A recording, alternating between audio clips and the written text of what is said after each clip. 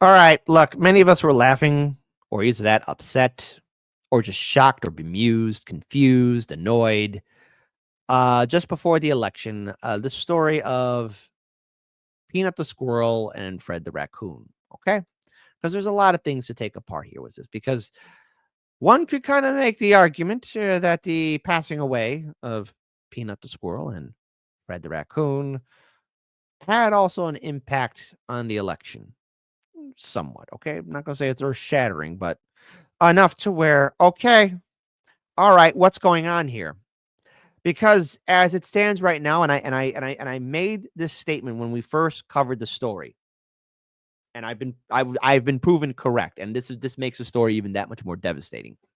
That when Peanut the squirrel was taken away from its owners, there was a concern that it had rabies. Now, again, I am not a veterinarian, I'm not an animal expert, but I am well enough to know that if an animal has rabies, it means that it either was bitten by an animal that had rabies or there were fleas or other parasitic creatures that could have transferred the rabies virus to it. And the animal will exhibit signs. And not to mention, it had two owners, husband and wife, that had the squirrel for 7 years, including Fred the raccoon. And the thing is, when an animal exhibits signs of rabies, it's going to be very erratic and not under control. And I said that there's a very good chance, once the research comes through, that it will be found out that Peanut the squirrel never had rabies. And as it stands right now, the story's 2 days old, but I think it's only fair for us to follow through. Social media star squirrel euthanized after being taken from home tests negative for rabies. Justice for Peanut. So, Peanut, the social media star squirrel, at the center of the national fervor after it was seized from its owner in upstate New York and euthanized, has tested negative for rabies, a county official said Tuesday. Oh my God, there's going to be such a pushback. The State Department of Environmental Conservation took the squirrel and a raccoon named Fred on October 30th from Mark Longo's home, an animal sanctuary in rural Pine City near the Pennsylvania border. The agency said it had received complaints that wildlife was being kept illegally and potentially unsafe, but officials have faced a barrage of criticism for the seizure.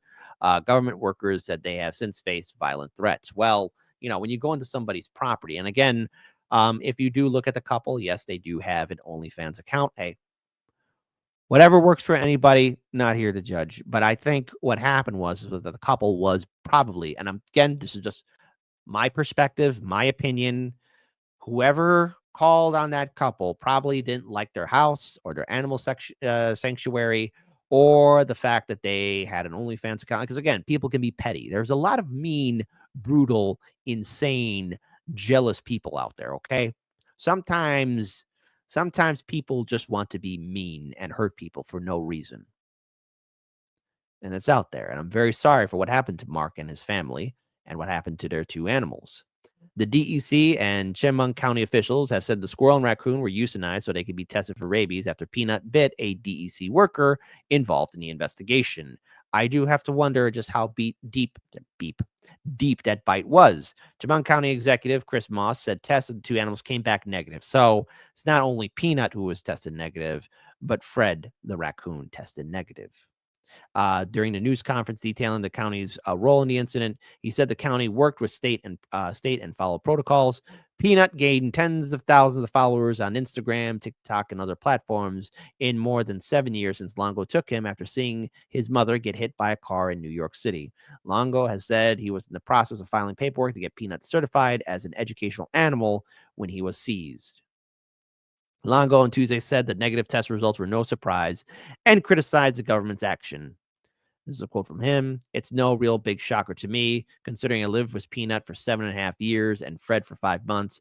I'm not foaming at the mouth, he said. I knew the test results were going to be negative. The DEC said in a statement, said in a prepared statement that there was an internal investigation and that they were reviewing internal policies and procedures, which means most likely 10 out of 10, there's 100% likely that a false report was filed and pettiness, ignorance, won the day, and people who failed to really do their research caused the demise of those two animals.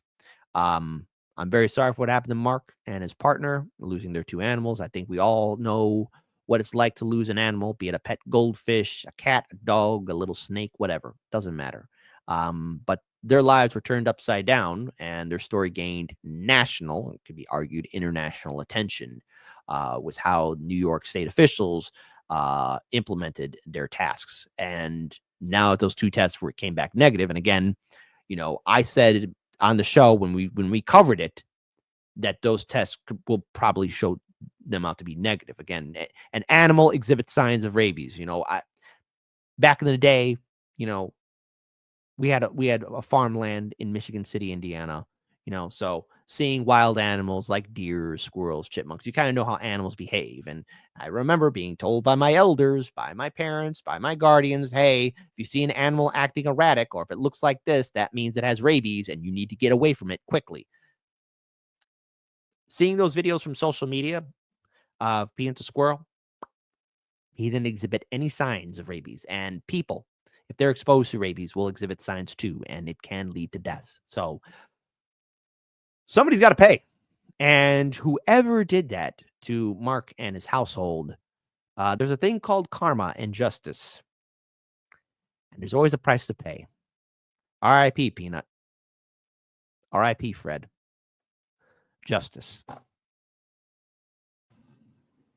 Radio station just censored the word devil. Clearly, we are on a different level. I guess you wouldn't notice all the rolling boulders crashing past your shoulders when you're taught to shift your focus lower, scream at all the pebbles, cheering on the bombers because you can't abide the rebels. But I bet you'll wring your bloody hands when all the dust has settled, when the last little limb is pulled from Gaza's twisted metal. Then you can say how you were led astray, and never once in all your days would you have knowingly supported all the genocide for which you clapped and prayed. But they baited you with unconfirmed blurbs about babies until you were filled with rage. Yet someone told you babies had been starving, bombed, and caged for nearly 80 years in Gaza, and you looked the other way. So regret, but make it fashion. Go and pluck that final petal off a hyacinth on Instagram for every kid they kettled. Every son that Israel imprisoned when they're little, that they tortured for a decade, then surprised with their acquittal. And when they got released and saw their parents and whatever siblings hadn't met the missiles, they stared right through their middle. Their eyes don't seem to focus, and their words are all but dribble, like they're pondering the darkest riddle. That is, how many false flags does it take to make humanity inhuman and uncivil, distorted by the revel? The crooked slant where Israel contorts into America, Biden bathing Bibi in a bloodbath in the bevel. I opened up my feed and I saw children disassembled. Turned some music on and heard the station censor devil. Imagine thinking Doja Cat's a threat to moral fabric in the single largest terror cell that ever felled a temple, that ever sparked a cleansing, that ever burned a market, that ever raped with bayonets or carpet-bombed apartments, that ever turned your water off and left you in the darkness, left you doing surgery on children while they're conscious. You sing the devil's praises every time you sing our anthem. You sing a hymn to him that watched us birth a million phantoms. You'll proudly wave his flag, and yet you will not name the devil? Well, clearly, we are on a different level. I can give you names, shit, I'll give you several. They say the devil wears a different face for every general, like a composite of the char he brought to fields of emerald, and the wail of every childhood we made ephemeral. So who else has left the stain of blood on everything they touch? Who else can starve civilians and they don't so much as blush? Who else has paid for Gaza being flattened into dust? If there's ever been a devil on this earth, then it is us. That's U.S. What an ugly couple letters. Feeding shit and ignorance to those it chose to tether. From the river to the sea, both are slowly growing redder. For the devil that you know just knows you better. It knows every gut reaction it could ever make you feel. It knows fear is that which wakes you up and gets you on your wheel. It knows just the kind of story that will justify its war. And the scripts are wrapped for World War IV. So just imagine my surprise to give the radio a listen and to hear such pious morals out of Zionists and Christians that they'd take the devil's name and try to clip it from existence while they carry out his bloody business. You would wave a fascist flag, and yet you honor not your Iblis? Name you not Apollyon? Hush you now your witness? Bleed the name of Belial till tongue is rolling listless in the man-made mouth of Mammon, as Lamia's whispers listen. When carts are wheeling bodies through the cities that we crushed, and the very air is rotten with decay of all that was, who else would censor devil yet behave as Legion does? If there's ever been a devil on this earth, then it is us. U.S., but not a unity of souls.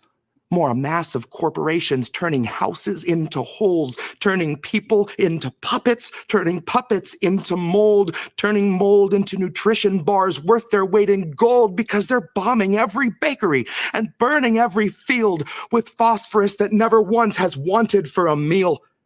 The devil wears a mask and it delights in the reveal, in that moment where the face is let to peel.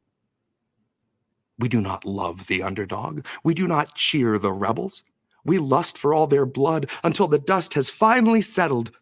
Then pity just ourselves that we were so misled to revel. Proudly wave his flag, and yet we will not name the devil.